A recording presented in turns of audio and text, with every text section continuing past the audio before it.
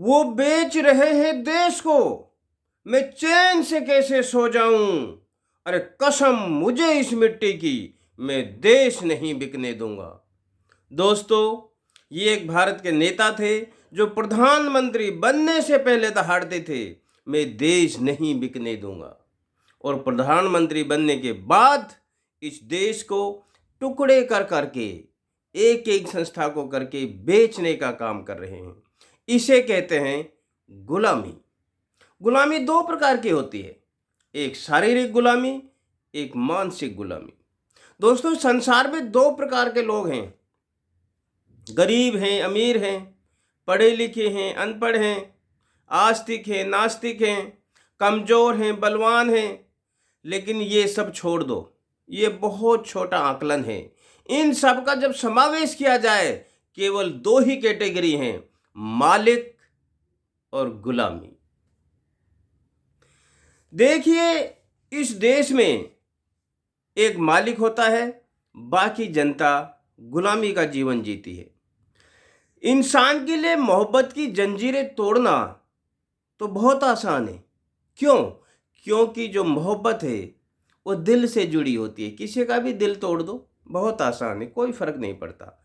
लेकिन मोहब्बत जो गुलामी है, गुलामी की जंजीरें इस दिमाग से जुड़ी होती हैं। किसी इंसान की सोच को बदलना बहुत मुश्किल होता है। इसलिए किसी के दिल को तो तोड़ा जा सकता है, लेकिन जो गुलामी है ना, उससे इंसान को खुद ही निकलना होता है, कोई दूसरा नहीं निकाल सकता। हम गुलाम क्यों हैं? देखिए, जानवरों में आप देखिए, शेर, चीता, भैंसा, हाथी, जेब्रा, सभी अपना एक ना झुंड बना के रहते हैं और वो अपना एक लीडर चुनते हैं। लीडर वो कैसा होता है? जो सबसे ज़्यादा सभ्य, सबसे ज़्यादा समझदार, सबसे ज़्यादा शक्तिशाली होता है, उसको वो लीडर मानते हैं। और जब हम हमारा लीडर चुनते हैं, तो क्या हम ये देखते हैं जो हम नेता चुन रहे हैं वो हम सबसे ज़्यादा समझदार है, सभ्य है, सबसे ज़्यादा पढ़ा लिखा है? नहीं। एक्चुअल में हम लीडर चुनते ही नहीं हैं, हम मालिक चुनते हैं। और यही कारण है कि मालिक चुनने के बाद जनता के साथ गुलामी जैसा व्यवहार होता है। जैसे गुलामी बहुत सुखदाई होती है। पूछो क्यों? क्योंकि बिना प्रयास के ही सब कुछ मिल जाता है। केवल आपको आत्मसम्मान बेचना होता है, इसलिए थोड़ा अच्छी तो लगती है, इसलिए आसानी से निकलना भी मुश्किल होता है इससे। गुलामी क्या है? एक तरह से ब्रेन वॉश है। आपके ब्रेन में वो फिट कर दिया जाता है कि यही सही है, बाकी सब गलत हैं। इसको कहते हैं गुलामी।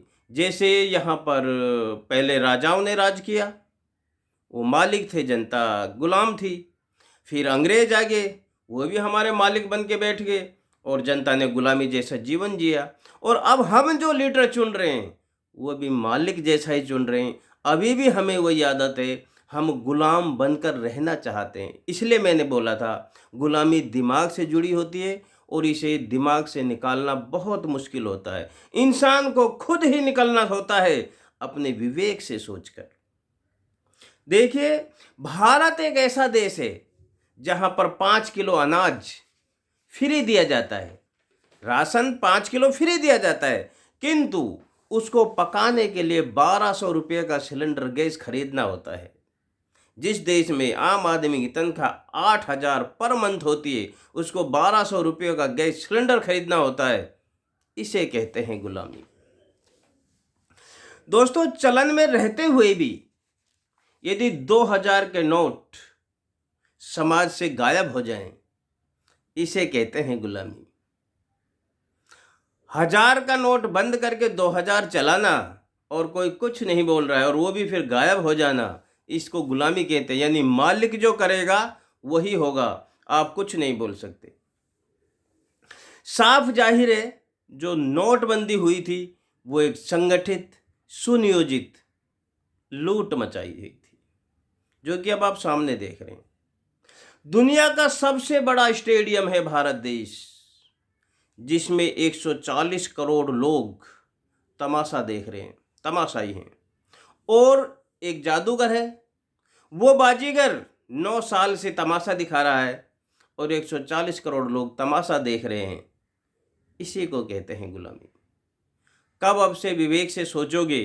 कब अपनी तुलना उन बड़े देशों से करोगे जहां हमें पहुंचना है? लेकिन वो बाजीगर हमारी तुलना छोटे देशों से करके बोलता है, देखो वहां क्या हाल है, यहाँ तो बहुत आराम से हो। तो सोचिए और इस गुलामी से निकलने के लिए अपना योगदान दीजिए। आज इतना ही। जय हिंद।